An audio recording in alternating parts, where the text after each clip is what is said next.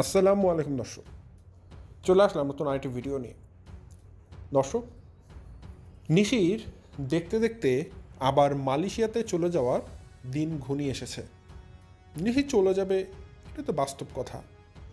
তার নিজের জামাই বলেন, তার বাচ্চা কাচ্চা বলেন, সব কিছু মালয়েশিয়াতে সেটেল করা, তো সে ওখানেই যাবে, ওটাই তার গন্তব্য। তো নিশি যখন বাংলাদেশে এসেছে, যদি বুঝতাম তাকে নিয়ে অনেক রঙ্গতামাশা হচ্ছে, তার আশাতে তিশা বাপ্পি অনেক উৎফুল্ল হয়ে আছে, নিশির জন্য প্রতিদিন পোলাও কোরমা মাংস রান্না করছে, তার জন্য রাজকীয় রান্নাবান্না আয়োজন হচ্ছে, বুঝতাম তাকে অনেক ভালোভাবে আপ্যায়ন করা হয়েছে, তার প্রতি অনেক ভালোবাসা আছে, তার প্রতি মায়া মহব্বত আছে। কিন্তু নিশি আসার পর এখন পর্যন্ত তিশা কিন্তু তার নিজের হাতে একবেলাও নিশিকে পোলাও কোরমা রোস্ট এগুলো কিছুই খাওয়ায়নি।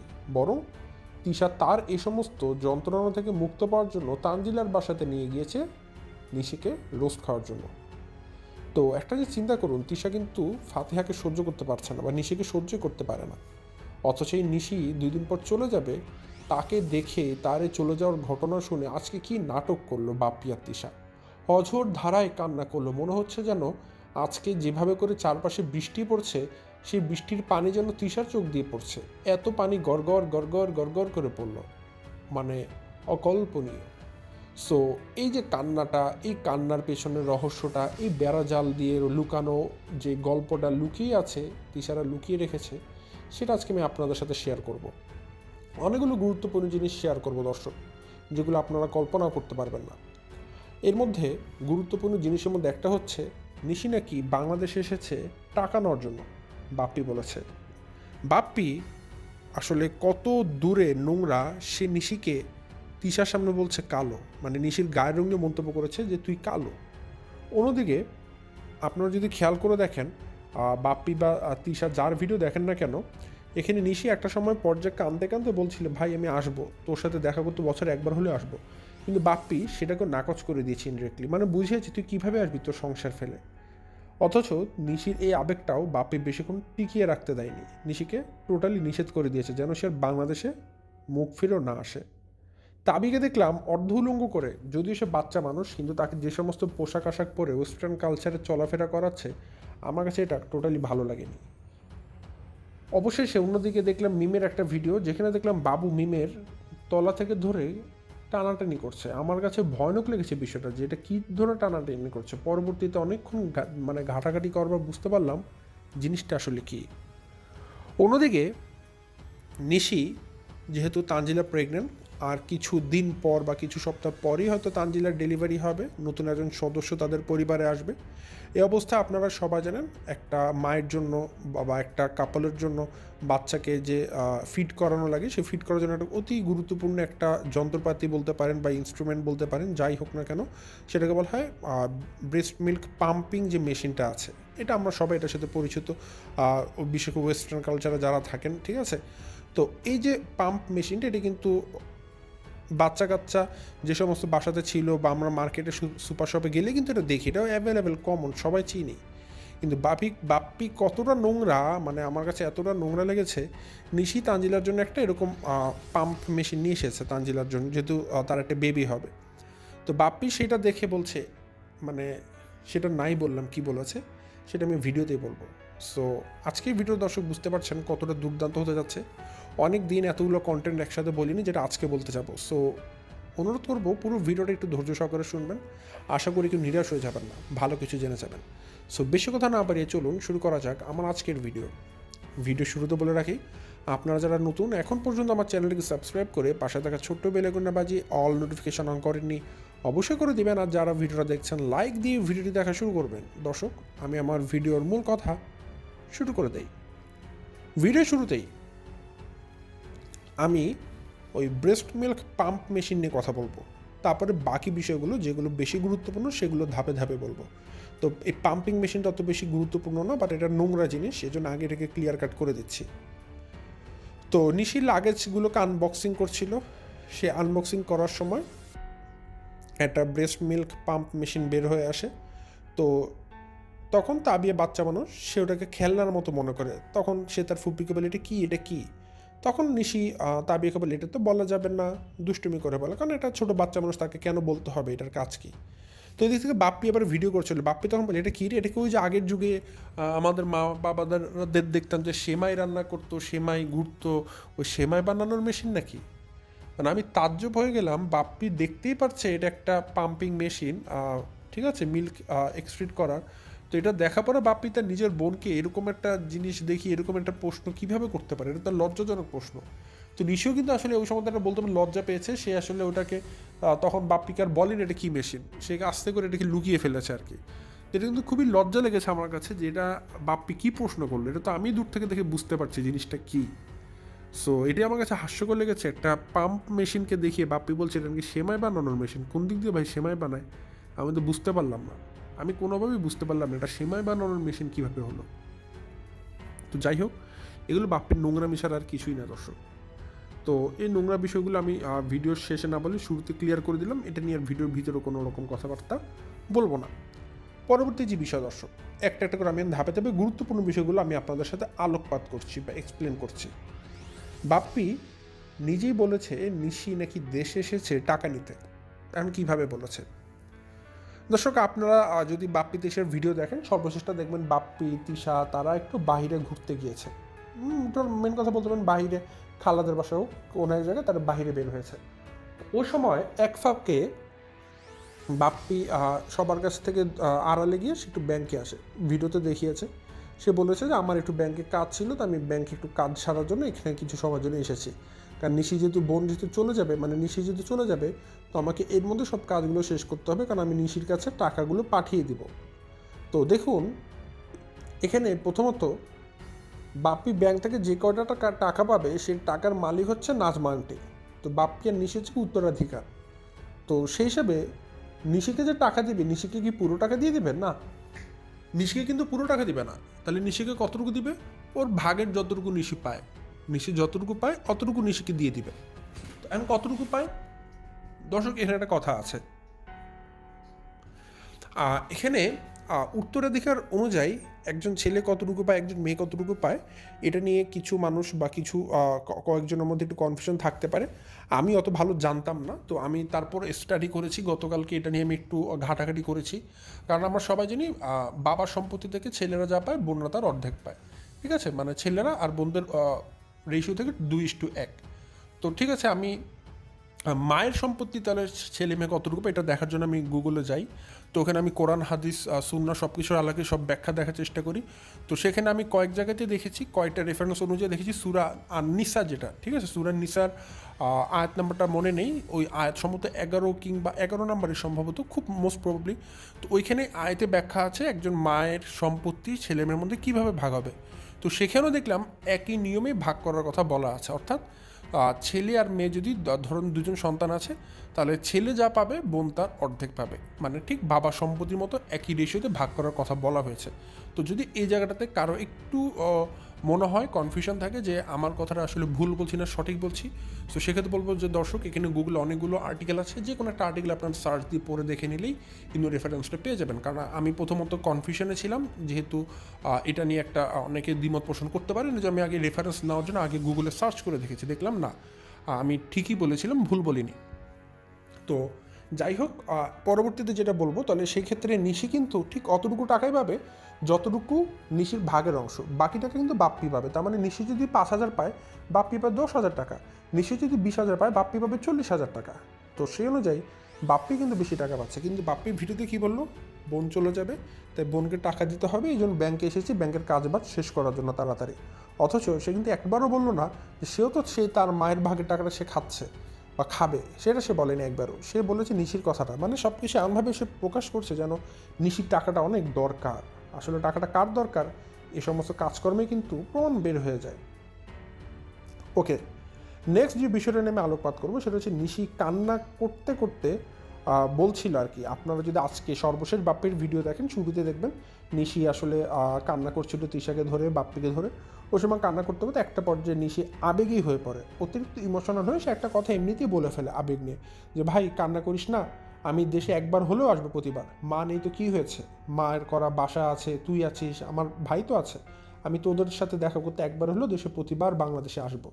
নিশি কিন্তু এই কথাটা বলেছে এবং একটা আবেগ নিয়ে বলেছে। বোন হয়ে কেন সে বলবে না যে ভাইয়ের কাছে আসবে? কেন বলবে না আমি আমার মায়ের কবর দেখতে আসবো, আমি আমার মায়ের বাড়িতে আসবো? অবশ্যই আসবে, নিশির একটা অধিকার। কিন্তু নিশি যখন এই কথাটা বলেছে, বাপ্পির উচিত ছিল কি একজন ভাই হিসেবে বলার? আমি আপনাদের কাছে প্রশ্ন করছি, আমি মনে করি ভাই হিসেবে মানে যে কোনো ভাই থাকলে ওইখানে অবশ্যই নিশিকে বলতো তুই একবার কেন আসবি দেশে, তুই প্রতি মাসে আসবি, দরকার আমি তোকে ভাড়া দিব, কোনো সমস্যা নেই, তুই আমার সাথে এসে দেখা করে যাবি, আমার সাথে থাকবি, তুই তো জামাই বাচ্চা কাচ্চা সহ আসবি, প্রতিবার ঘুরতে আসবি, কোনো সমস্যা নেই, তো যখন মন চায় তখন আসবি, এটা তোরও বাসা। একজন আদর্শ ভাই হলে অবশ্যই কথাটা বলতো, ঠিক আছে? মানে ইডিওলজিক্যালভাবে আমি মনে করি। বাট বাপ্পির উত্তর কী ছিল জানেন? বাপ্পি বলেনি নিশিকে একবারও তুই আসিস, হ্যাঁ তুই আসবি, কেন আসবি না, অবশ্যই আসবি, বা তুই প্রতি মাসে আসিস, তুই একবার কেন আসবি, আরও বেশি আসবি, এগুলো কিছুই বলেনি। বরং বাপ্পি বলেছে মানে নিশিকে থামিয়ে দিই, আসলে আসলে আসলে আমি বলি, আসলে ঘটনা হচ্ছে তোরও তো একটা সংসার আছে, দর্শকরা আসলে দেখুন নিশিরও একটা সংসার আছে ওইখানে, চাইলে তো সবসময় বাধা পেরিয়ে আসলে আসতে পারে না, মানে আমতা করছে, মানে নিশিকে ইনডিরেক্টলি বুঝিয়ে দিয়েছে তোরও তো একটা সংসার আছে মালয়েশিয়াতে, তুই হুটহাট করে চাইলেও এখানে আসতে পারবি না, মানে তুই এখানে আসিস না। এরকম হুটহাট করে তোর আশাটা মানায় না, এখন যেহেতু মা বেঁচে নেই তোরও আর আসার দরকার নেই। বাপ্পি ইনডিরেক্টলি, ডিরেক্টলি তো আর বলতে পারছিল না, ইনডিরেক্টলি নিশিকে এটা বুঝিয়ে দিয়েছে তোর বাংলাদেশে আর না আসলেও চলবে, তুই ওইখানেই পড়ে থাক, ওখানেই মরে থাক। এটা বাপ্পির কথা। আপনারা বাপ্পির কথা ক্যামেরাতে নিজেরা শুনলেই বুঝতে পারবেন, এই লাইনটা আমার অতিরিক্ত এক্সপ্লেন দেওয়ার কিছু নেই। ওকে, নেক্সট যে বিষয়টা বলবো দর্শক, নেক্সট বিষয় হচ্ছে তিশা নাটক করে কাঁদতেছিল। আপনারা যদি একটা জিনিস খেয়াল করে দেখেন যে আজকে যখন বাপ্পি কান্না করছিল, নিশি কান্না করছিল, তিশা কান্না করছিল, ওখানে কান্নাটা দেখে আমার কাছে কারোটাই অরিজিনাল কান্না মনে হয়নি, ঠিক আছে?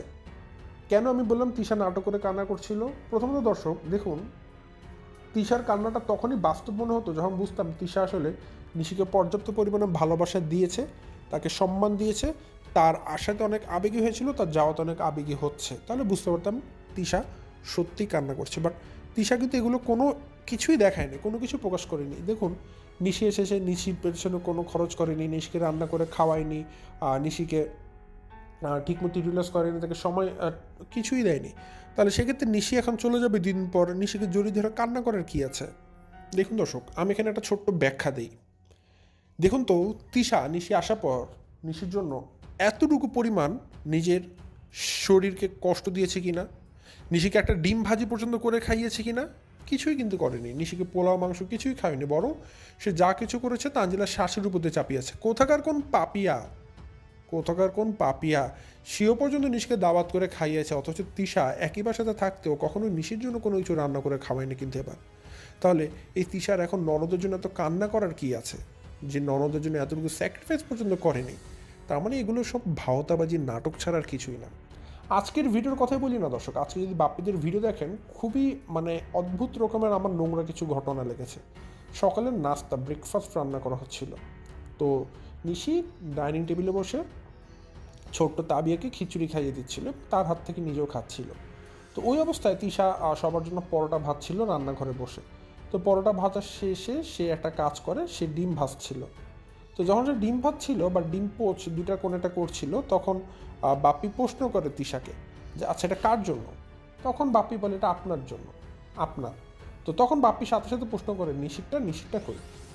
তখন মানে তিশা খুব রুক্ষ একটা উত্তর দেয়, কিন্তু কি উত্তর দেয় সেটা না আমি জানি না আপনি জানেন, কারণ যখনই তিশা একটা উত্তর দেয় সাথে সাথে বাপ্পি ক্যামেরাটাকে ওইখানে অফ করে দিয়েছে।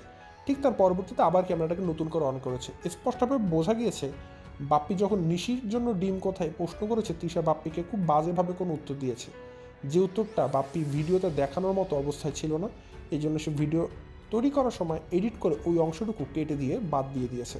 তার মানে বোঝা যাচ্ছে তিশা এটাতে কিন্তু খুবই বিরক্ত হয়েছিল।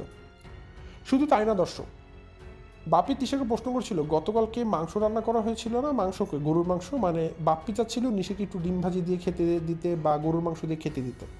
তো মাংসের কথা খোঁজ করছিল বাপ্পি, মাংস কই মাংস? তো তিশা বলতে পারতো শেষ হয়ে গেছে বা অল্প ছিল খেয়ে ফেলেছি বা কিছু একটা, তিশা বলছে নাই। মানে তিশা এমনভাবে উত্তর দিয়েছে বাপ্পি নিজেও বোল্ড হয়ে গেছে আর কি। তখন বাপ্পি বুঝতে পেরেছে যে তিশা আসলে বিরক্ত হচ্ছে। মানে দেখুন সকালবেলা নিশি এসেছে কয়েকদিনের জন্য, তো পরোটা দিয়ে মানুষকে তো কিছু দিয়ে খেতে দিতে হবে, হোক সেটা চা দিক, হোক সেটা গরুর মাংস দিক, নাহলে একটা ডিম ভাজি করে দিক, নাহলে পরোটা কী দিয়ে খাবে? তো বাপ্পি তো এই জন্য প্রশ্ন করেছে তার বোনটা কী দিয়ে খাবে, বাট বাপ্পির সাথে মানে কুকুরের মতো ব্যবহার করা হয়েছে।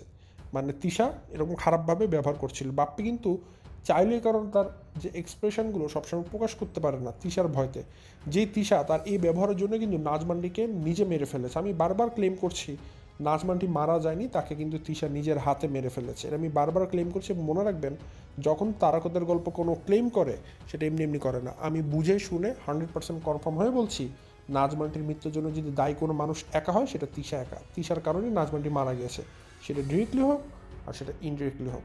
এখানে বিন্দুমাত্র সন্দেহ করার কিছু নেই। যাই হোক, পরবর্তী যে বিষয়টা বলবো দর্শক, পরবর্তী বিষয় বলবো, আপনারা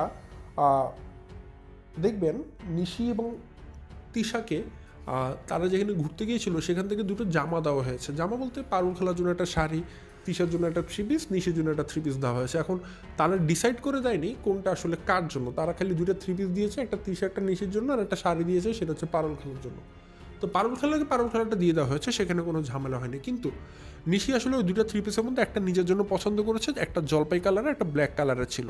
সে নিশি নিজের কাছে জলপাই কালারটা রেখেছে, তিশাকে ব্ল্যাক কালারটা দিয়েছে। তো ওই সময় বাপ্পি দেখতে চেয়েছিল আচ্ছা 3 পিসগুলো দেখি। তো ওই সময় বাপ্পি আবার প্রশ্ন, মানে নিশি তখন দেখাচ্ছিল যেটা ভাবিকে দিয়েছে। নিশি আসলে তারটা ওপেন করেনি, কারণ নিশির কাছে মনে হচ্ছিল যে তারটা তার কাছে ভালো লেগেছে, সেটা ভাবি নিয়ে যেতে পারে, এই জন্য নিশি তারটা দেখাচ্ছিল না। তো বাপ্পি তখন তিশাটা না দেখিয়ে সে নিশিকে প্রশ্ন করে, তোরটা কই, তোরটা দেখা আমাকে আগে, তোরটা কই। তো নিশি তখন তাড়াতাড়ি করে বলে আচ্ছা এই যে আমারটা এখানে নাও দেখো। তখন নিশি আসলে বুঝতে পারে যে বাপ্পির মনে সমস্যা হতে পারে, এই জন্য নিশি তখন দুইটাকে পাশাপাশি রেখে বলে ভাবি তাহলে তুমি দেখো তোমার কোনটা ভালো লাগে সেটাই তুমি নাও। তখন আবার বাপ্পি দেখলো যে দুইটাই চেক করে দেখলো যে একটা ব্ল্যাক একটা জলপাই কালার। তো তিশার কাছে হয়তো কালোটাই ভালো লাগবে, এই জন্য বাপ্পি তখন আবার মানে বুঝে যায় যে আসলে তিশাকে যেটা দেওয়া হয়েছে সেটাই তিশার জন্য বেস্ট হবে। এই জন্য সে আবার বাপ্পি নিশিকে বলে, শোন তোর ভাবি ফর্সা, তো তোর ভাবির গায়ে কালো ড্রেসটাই বেশি মানাবে, ফর্সা মানুষকে কালো ড্রেস খুব সুন্দর লাগে, তুই এটাই পর, তোর গায়ে ওইটাই ভালো লাগবে, তোর ভাবির গায়ে কালোটাই সুন্দর লাগবে, তোর ভাবি ফর্সা মানুষ, তাকে এটাই লাগে, তুই তোরটা পর, তুই যেটা নিছিস সেটাই নে। তো দেখুন, কথা বলার তো লেবাস থাকতে হবে ভাই। একটা জামা জলপাই কালার, একটা ফর্সা মানুষ হোক, কালো মানুষ হোক, ধূসর বর্ণের হোক, যেমনই হোক, একটা জামা যে কালারেরই হোক, পরার পর দেখতে হবে একটা মানুষকে কেমন লাগে। আপনি একটা জামার কালার দেখে এসে ফর্সা বলে কালো ভালো লাগবে কেন ভাই? কালো মানুষ কি কালো পরতে পারে না? কালো মানুষকে কি কালো ভালো লাগে না? অবশ্যই লাগতে পারে, যদি সে লাগার মতো করে পরে। তা আপনি আগের থেকে কিভাবে বলেন তোকে এটা ভালো লাগবে না? নিশি কি পরে দেখেছে তাকে ভালো লাগবে না? আমি মনে করি একটা মানুষের গায়ের রং নিয়ে কথা বলাটা মানে সবচাইতে আনসোশাল একটা কাজ। তো বাপ্পি এটাই করছিল, মানে বাপ্পি নিশিকে ফর্সা, মানে অনেক ফর্সা দাবি করছিল। নিশি তিশা আর কি অনেক ফর্সা হয়ে গেছে, হ্যাঁ ফরেনার হয়ে গেছে। আমি জানি না তিশা কোন কালের ফর্সা, আমি আসলে ফর্সার সংজ্ঞা জানি না। তো বাপ্পি আবার তিশাকে বলছিল তুমি তো আমার পরি হয়ে গেছো, মানে বাপ্পি তিশাকে দেখি সেই লেভেলের পাম্পটি দেয়। ঘটনা বুঝলাম না, খালি এতটুকুই বুঝলাম যে বাপ্পি তার বোনকে ইঙ্গিতপূর্ণভাবে কালো বলেছে এবং তিশাকে ফর্সা বলেছে। তো এই ধরনের কম্প্যারিজন আমার কাছে মনে হয় সবচেয়ে ছোট লোকের পরিচয়। বাপ্পি তার বোনকে এভাবে করে তার ভাবির সামনে অপমানগুলো যে করে, এটা আমার কাছে মানে খুবই খুবই খুবই দৃষ্টিকটু মনে হয় দর্শক, খুবই দৃষ্টিকটু মনে হয়। এখন আমি জানি না আপনাদের কাছে কেমন লাগে, বাট আমার কাছে ফর্সা কালো এই বিষয়গুলো নিয়ে আলোচনা করতে খুবই ঘৃণা লাগে। নেক্সট যেটা বলবো দর্শক, আমি মিমের কথা একটু বলতে চাই। মিমকে দেখলাম সে প্রেগনেন্ট, অবশ্যই আপনারা জানেন। তো কালকে একটা ভিডিওতে দেখলাম যে বাবু মিমের 2 পায়ের তল থেকে কোনো একটা জিনিস নিয়ে টানাটানি করছে। তো জিনিসটা দেখতেও ভয়ানক মনে হচ্ছিল যে বাপিটা কী যে টানাটানি করছে, মানে বাবুটা কী টানাটানি করছে, কারণ লোকেশনটা ছিল এমন একটা জায়গায় মিমের 2 পায়ের মাঝখান থেকে টানছে। তো এটা দেখতেও ভয়ানক লাগছিল যে কী করছে বাবু আসলে। তো প্রথম দেখাতে এটা বোঝা যায় না, পরে খুব মনোযোগ দিয়ে দেখলে বোঝা যায় আসলে জিনিসটা কী ছিল। তো এই যে এই ধরনের নোংরা ইঙ্গিতপূর্ণ যে হাতাহাতি করে, টানাটানি করে, এগুলো করে যে ভিডিও দেয় ভিউর জন্য, এগুলো কিন্তু স্পষ্টতই খুবই নোংরা কাজ দর্শক, খুবই খুবই খুবই নোংরা কাজ। দেখুন, আরেকটা কথা বলি, তাবিয়া বাচ্চা মানুষ, আমাদের চারপাশে বিভিন্ন কালচারের মানুষ বাস করে। আমরা যদি আমাদের পশ্চিমে তাকাই সেখানে ভারতীয় কালচার আছে, আমরা যদি আমাদের উত্তরে তাকাই সেখানেও ভারতীয় কালচার আছে, আমরা যদি আমাদের পূর্বে তাকাই সেখানে ভারতীয় কালচারও আছে, আবার মিয়ানমারের কালচারও কিন্তু আছে, আর দক্ষিণে কোনো কালচার বলতে কিছুই নেই, আছে বঙ্গোপসাগর। তো সব কিছু মিলিয়ে আমাদের উপর যে ইন্ডিয়ান কালচারের একটা ভালো প্রভাব পড়বে এটা স্বাভাবিক। জামা কাপড়ের দিক থেকে হোক, শাড়ি থ্রি পিসের দিক থেকে হোক, ইন্ডিয়ান পোশাকের চাহিদা বাংলাদেশে সবসময় বেশি ছিল। কিন্তু তাবিয়াকে দেখলাম তিশা এই অবস্থায় যে ধরনের শর্ট ড্রেস পরে, টপস পরিয়ে, অর্ধ উলঙ্গ বানিয়ে, যেহেতু তাবিয়া বাচ্চা মানুষ, তার ক্ষেত্রে উলঙ্গ কথাটা আসে না, তারপরও ধরুন সে বড়, তাকে এই ধরনের ড্রেস আপ পরিয়ে নাচতে দেওয়া হয়েছে, এটা কিন্তু খুবই নোংরা লাগতো আপনাদের। আর একটা বাচ্চা মানুষ যখন এখন থেকে এই ধরনের জামা পরার অভ্যাস তার হয়ে যাবে, তার চোখের লজ্জা এখন থেকে শেষ হয়ে যাবে। তো বড় হয়ে তার কাছে কিন্তু এই ধরনের লজ্জাস্থান ঢেকে রাখতে ভালো লাগবে না। তার কাছে মনে হবে যে না, এগুলো আমি খোলা রাখি, আমি তো ছোটোবেলা থেকে খোলাই রেখেছিলাম। তো এই এই এখন থেকে যে তাবিয়াকে যেরকম নোংরা কালচার দিয়ে বড় করছে, এগুলো কিন্তু ভবিষ্যতে খুব খারাপের দিকে যাবে। সেটা আমি আগেই জাস্ট একটু ওয়ার্নিং দিয়ে দিলাম দর্শক। নেক্সট যেটা বলবো সেটা দর্শক মিম, তানজিলা, তাদেরকে নিয়ে। আপনারা যদি একটু গত কয়েক বছরের ভিডিও খুব ভালোভাবে অ্যানালাইসিস করেন, আমি বিলিভ করি আপনারা এটা খুব ভালোভাবে বুঝতে পারবেন। দেখুন, যখন তিশার বাসায় মিম আসে, সাবিনা আসে, তিশা কিন্তু অনেক সুন্দর করে আয়োজন করে। কিন্তু দেখুন তো দর্শক, আপনারা খেয়াল করে দেখুন তো, যখন এবার নিশি আসলো, নিশির জন্য কোনো আয়োজন করা হয়েছে কিনা?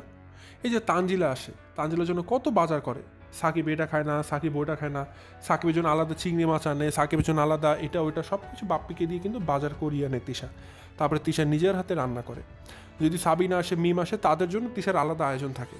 কিন্তু এই যে নিশি আসলো, নিশিকে একবেলাও কি বলতে পারবেন আপনারা তিশা নিজের হাতে কিছু রান্না করে খাইয়েছে? কিছু কিন্তু রান্না করে তাকে খাওয়ানো হয়নি। তার মানে নিশির জন্য তিশা কিন্তু কিছুই করেনি, কোনো রকম শারীরিক কষ্ট বলেন, স্যাক্রিফাইস বলেন, কিছুই করেনি। তাহলে নিশি যে চলে যাবে, নিশির জন্য এখন এত পরিমাণ কান্নাকাটি, হই হুল্লো, আমার একমাত্র বোন, এত নাটকে কী আছে ভাই? এত নাটকের তো কিছু নেই। নাটক থাকলে তিশার কাজকর্মই তো এতদিন প্রমাণ পেয়ে যেত। কিন্তু দেখবেন কান্নার নাটকটা কত সুন্দর করে করেছে, দেখে একটু বোঝার উপায় নেই যেটা নাটক করে কান্না করছে। অনর্গল চোখ দিয়ে খালি পানি বের হয়েই যাচ্ছিল। ঠিক আছে। আর বাপির কথা বা কী বলবো দর্শক, নিজের বোনকে যখন যা মন চায় অপমান করছে, কালো ফর্সার সাথে। তারপরে বোন টাকা নিতে এসেছে, বোন বাংলাদেশ আসতে চাইলে তাকে সাথে সাথে বোল্ড করে দিচ্ছে যেন সে কখনো ফেরত না আসে। তো দেখুন, এগুলো দিয়ে বোঝা যাচ্ছে বাপ্পির মনেও কিন্তু নিশিকে নিয়ে আসলে কোনো ফিলিংস নেই, আবেগ অনুভূতি নেই। এগুলো সবই জাস্ট শুধুমাত্র নাটক, তাদের একে অপরকে আপনাদেরকে ক্যামেরাতে প্রদর্শন করানোর জন্য। তো এই ছিল দর্শক আমার আজকের ভিডিও। আজকে আমি অনেকগুলো বিষয় একসাথে খুব সংক্ষিপ্ত আকারে আপনাদের সাথে শেয়ার করার জন্য এসেছিলাম। আশা করি সব কিছুই পেরেছি এবং এক্সপ্লেনটা খুব ইজিভাবে করতে চেষ্টা করেছি। তো এই ছিল দর্শক আমার আজকের ভিডিও। আজ বিষয়টা বাড়াচ্ছি না, এখান থেকে বিদায় নিচ্ছে। সবাই ভালো থাকবেন, সুস্থ থাকবেন। আসসালামু আলাইকুম।